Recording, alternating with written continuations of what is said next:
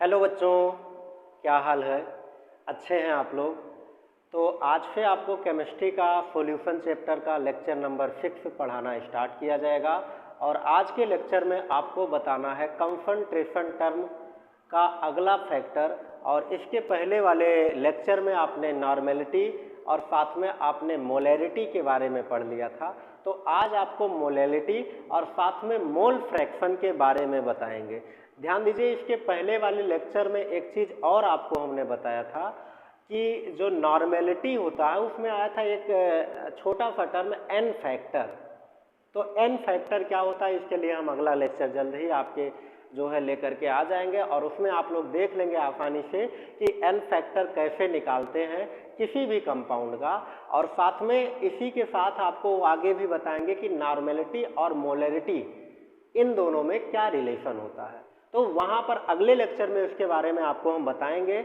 और कहीं कहीं पर एन फैक्टर जो होता है वो संयोजकता के रूप में दे दिया जाता है, तो इसके बारे में भी वहाँ पर डिस्कशन किया जाएगा। तो चलिए, आज आपको लेक्चर नंबर 6 में पढ़ाया जाना है मोलैरिटी के बारे में, मोलैलिटी के बारे में। मोलैरिटी इसके पहले आपको हमने पढ़ा दिया हुआ है, तो वो सब आपको अगर आपने नहीं पढ़ा है तो पीछे के लेक्चर जा करके देख सकते हैं और वहाँ से आप अपना नोट्स बना सकते हैं। तो ध्यान दीजिए, अगर आप नोट्स नहीं भी बनाना चाहते हैं, आलसी प्रवृत्ति के हैं, तो हम इसके लिए जल्द ही आपको नोट्स भी प्रोवाइड करेंगे। आसानी से आपको नोट्स मिल जाएंगे। तो थोड़ा सा ध्यान से अब आप देखते चलेंगे क्या होता है आपका मोलैलिटी यानी मोललता।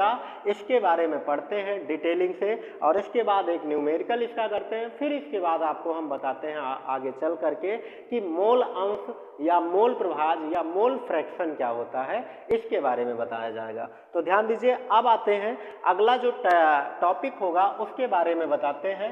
देखते चलिएगा, मोललता कहलाता है। क्या कहलाता है? मोललता। तो अगला जो आपका फैक्टर होगा बच्चा वो मोलैलिटी हो जाएगी। इसके पहले जो आपको हमने बताया था उसमें बताया था कि नॉर्मेलता क्या होता है, मोलरता क्या होता है। आपको उसमें अगर याद होगा तो हमने नॉर्मलता में बताया था कि number of equivalent of solute present in पर लीटर वॉल्यूम ऑफ सॉल्यूशन, यानी 1 लीटर अगर आपका बिलियन है तो उसमें विलेय के ग्राम तुल्यांकों की संख्या कितनी होगी, ये आपकी कहलाती थी नॉर्मलता। और दूसरा आपको हमने बता दिया था कि मोलरता में 1 लीटर बिलियन में विलेय के मोलों की संख्या कितनी है, यह आपके मोलरता का फैक्टर बताता था। अब आज आपको जानना है मोललता। तो मोललता के बारे में ध्यान से देखते चलेंगे। हमने मोललता यहाँ पर लिखा हुआ है, इसको इंग्लिश में बच्चा कहते हैं मोलैलिटी। क्या कहते हैं? मोलैलिटी। तो मोलैलिटी ये हो जाएगा। और इसके बाद यहाँ पर इसको रिप्रेजेंट किससे करते हैं, तो यह आपका हो जाएगा स्मॉल एम। क्या हो जाएगा? Small M. स्मॉल एम से इसे रिप्रेजेंट करते हैं। होता क्या है मोलैलिटी, इसके बारे में थोड़ा सा आपको हम बताते हैं। जैसे कोई कंटेनर दे दें आपको और उस कंटेनर में हम सॉल्यूशन भरें और अब की बार जो सॉल्यूशन हो वो किस स्टेट में हो? सॉलिड स्टेट में। इसके पहले जो दोनों कंसंट्रेशन टर्म का चर्चा किया था या डिस्कशन किया था, उसमें आपने जो सॉल्यूशन लिया था वो लिक्विड स्टेट में था, लीटर में लेते थे सॉल्यूशन। बिलियन का जो आयतन था वो लीटर में। अब की बार यहाँ पर हमने एक सॉल्यूशन बनाया है जो सॉलिड स्टेट में है और उसमें अगर आपको मोलैलिटी बताना है तो देखते चलिए कैसे इसको डिफाइन करेंगे और कैसे बताएंगे। तो हमने कहा बच्चा यह आपका जो हो जाएगा सॉल्यूशन बन करके आया हुआ है और इस सॉल्यूशन में आपके मिला है सोल्यूट और सॉल्वेंट। मान लेते इधर से आपने डाला है सोल्यूट और इधर से आपने दूसरी तरफ से क्या डाला है? सॉल्वेंट। बच्चे इसको हिंदी में क्या कहते हैं, अगर ध्यान से देखेंगे तो आपको पता चल जाएगा या आपने पहले पढ़ा भी होगा। सोल्यूट को हिंदी में कहते हैं विलेय और सॉल्वेंट को हिंदी में कहते हैं विलायक। तो यहाँ पर आपका हो जाएगा दूसरा सॉल्वेंट। इन दोनों से मिल करके बना हुआ है आपका सॉल्यूशन। अब आपका आता है डिफिनीशन, इसका क्या बन करके आता है, तो सुनिए ध्यान से। होता है 1 किलोग्राम विलायक में, सुनिए ध्यान से, 1 किलोग्राम विलायक में घुले विलेय के मोलों की संख्या। 1 किलोग्राम विलायक में घुले विलेय के मोलों की संख्या को विलयन की क्या कहते हैं?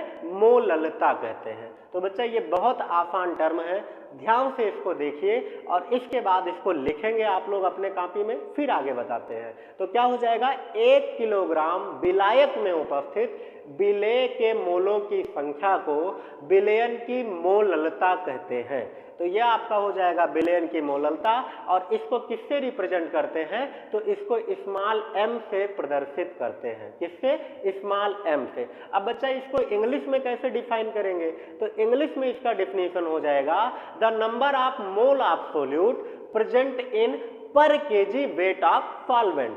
The number of mole of solute present in per kg weight of solvent are called molality. क्या हो जाएगा, इसको लिख देते हैं यहाँ पर, तो हो जाएगा बच्चा आपका number of mole of solute, number of, Hindi medium आप लोग जरूर इसको लिखते चलिए, हम आपको डिफिनेशन बोलते चल रहे हैं और जहां नहीं समझ में आएगा आसानी से आप लोग कमेंट करके बताएंगे, हम उसको फिर से एक बार डिफाइन कर देंगे। तो ये हो जाएगा नंबर ऑफ मोल ऑफ, क्या हो जाएगा यहाँ से, solute. Number of mole of solute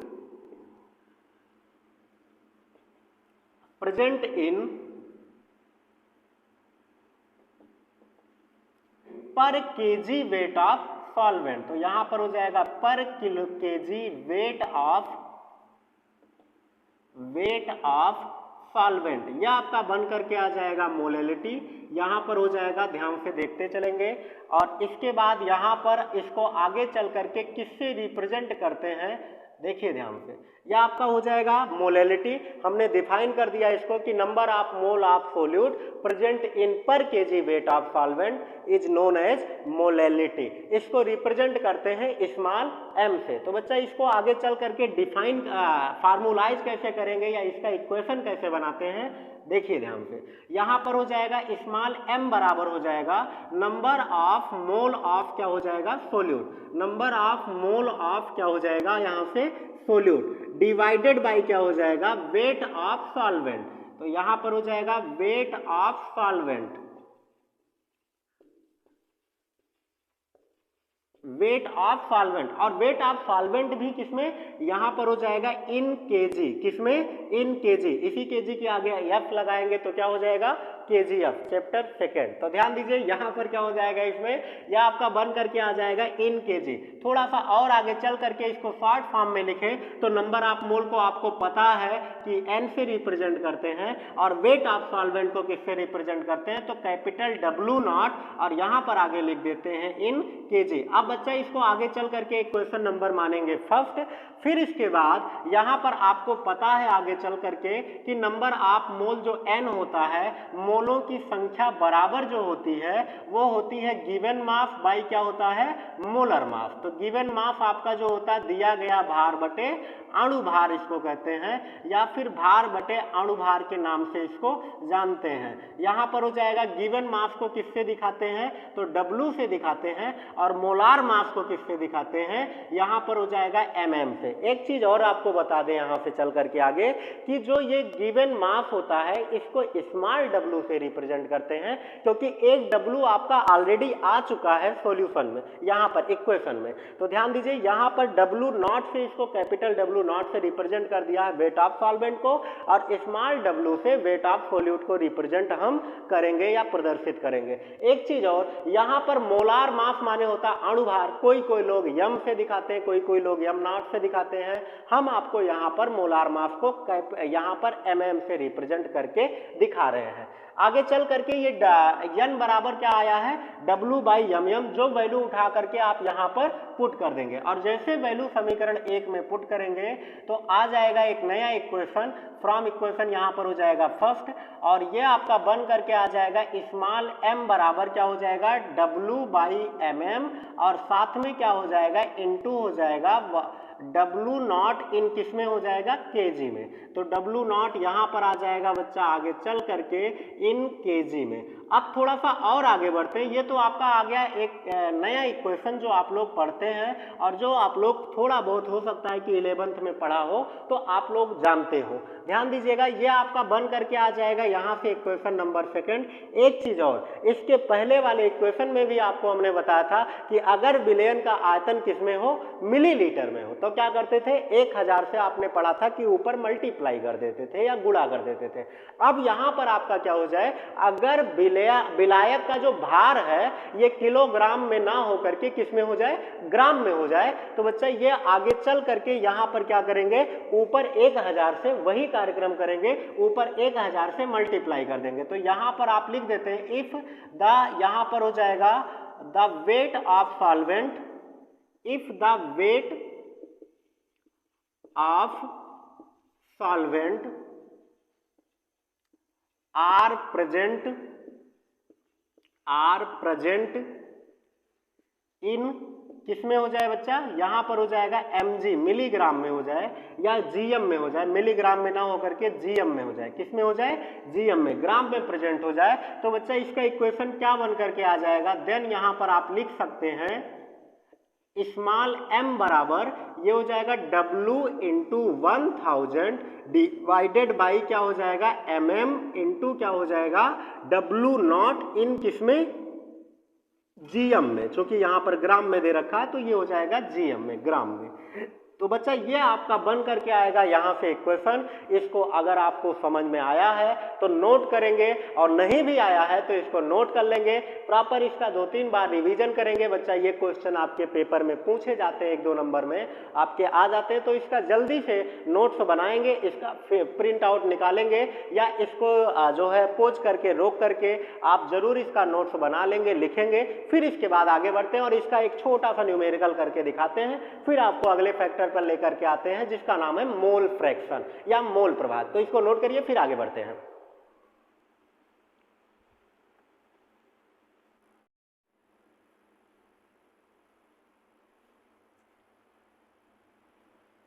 चलिए, तो नोट कर लिया बच्चा। अब आते हैं इसके बारे में थोड़ा सा एक न्यूमेरिकल लिखेंगे और इसको सॉल्व करते हैं। यहां पर लिख सकते हैं if 11.7 gram of NaCl are dissolved in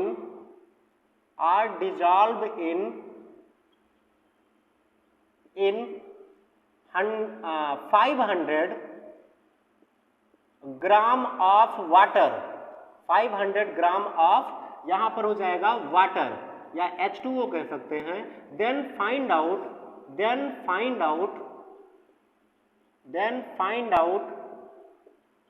the molality of the solution, find out the molality of the solution. कह रहा है कि यदि 11.7 ग्राम NaCl यानी सोडियम क्लोराइड आपका 500 ग्राम जल में घुला हुआ है, तो आप बताइए कि विलयन की मोललता क्या होगी। इसके बारे में थोड़ा सा देखते चलेंगे।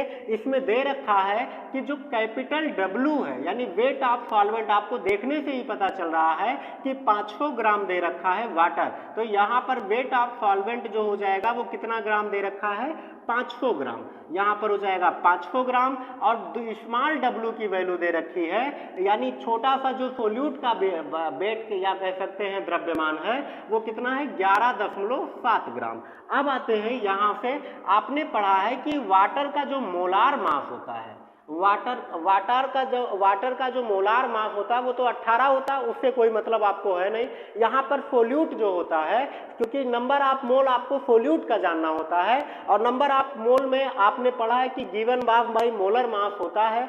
गिवन मास आपका दे रखा है और मोलर मास निकालने के लिए आप क्या करते हैं, ध्यान दीजिएगा, इसका फार्मूला लिखते हैं और फार्मूले के बाद इसको सॉल्व करते हैं, इसका एटॉमिक वेट रखते हैं, आ जाता है। तो यहाँ पर लिख देते हैं mm ऑफ NaCl और ये बन करके आ जाएगा Na का, अगर आपको पता होगा एटॉमिक वेट होता है 23 और साथ में Cl का कितना होता है 35.5, तो ये आपका हो जाएगा 35.5, दोनों को मिलाते हैं तो बन करके आ जाता है आपका 58.5, यह आ गया मोलार मास।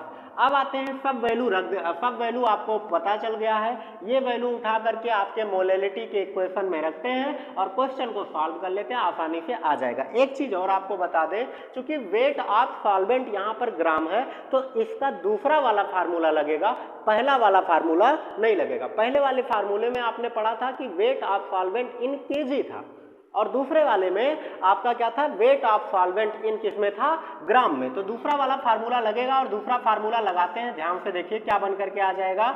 ये बनेगा यहाँ से m बराबर W बाई यहाँ पर हो जाएगा mm इंटू क्या हो जाएगा W नॉट और इन हो जाएगा यहाँ से ग्राम, ग्राम में हो जाएगा। और जब ग्राम में करते थे तो ऊपर 1000 से मल्टीप्लाई कर देते थे। अब आते हैं इसको सॉल्व करते हैं। यहाँ पर स्मॉल w की वैल्यू दे रखी है 11.7 ग्राम या 11.7 ग्राम यहाँ पर हो जाएगा, डिवाइडेड बाई यहाँ इंटू 1000 डिवाइडेड बाई क्या हो जाएगा बच्चा, यहाँ से एम की वैल्यू आपके निकाल लिया है आपने, तो यहाँ पर हो जाएगा 58.5 और इंटू क्या हो जाएगा यहाँ से, अगर आप कहते हैं तो इंटू यहाँ से हो जाएगा आपका वेट ऑफ सॉल्वेंट, और सॉल्वेंट का वेट दे रखा है 500 ग्राम। इसको डिवाइड करेंगे तो यहाँ 2 बार जाएगा, और अगर यहाँ पर हम कह देते हैं कि यहाँ से पॉइंट आप डिवाइड कर देते हैं तो ऊपर क्या हो जाएगा, नीचे क्या हो जाएगा, 1000 से मल्टीप्लाई हो जाएगा, 1000 कह रहे हैं 10 से मल्टीप्लाई हो जाएगा। और इसको डिवाइड करेंगे तो यहाँ पर हो जाएगा 2 बार जाएगा, इसको लिख सकते हैं 0.2, क्या लिख सकते हैं 0.2 बार यहाँ से आपके जाएगा। और 0.2 बार जब आपका जाएगा तो यहाँ से सॉल्व करने पर आपका आ जाएगा 0.04 और साथ में क्या हो जाएगा यहाँ से मोल पर, और साथ में यहाँ पर हो जाएगा kgm हो जाएगा, मोल पर ग्राम हो जाएगा। यह आपका आ जाएगा मोलैलिटी का फैक्टर। तो इसको नोट करेंगे, बहुत आसान था ये। फिर इसके बाद आगे बढ़ते हैं और इसके बाद आपको बताते हैं मोल फ्रैक्शन।